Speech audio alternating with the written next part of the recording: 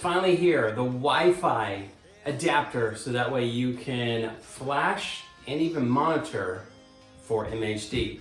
Now I know I've told you guys past in a lot of older videos, I still run the JV4 with the back-end flash that I loaded via MHD, but I also have the Bluetooth Connect kit. I've had that since 2014, so that gives me my wireless data logging and map updates to the JV4 itself. But I will be also using this because the back-end flash, I still need to use MHD to be able to load those on there. So this will be a great tool and a great added piece to the collection, of course, so that way I can load those new back-end flashes, because I do want to run a different back-end flash here very soon. So I'll be getting that. So from that standpoint, they are on pre-order right now. So I got the link right down in the description box below. They are selling out fast, of course. So you definitely need to take advantage of it quickly. I know Burger Tuning has ordered 1,000 of the units, and we'll just have to see how fast those sell out. Of course, I like to share that information to you guys, so that's what I'm doing here in this video.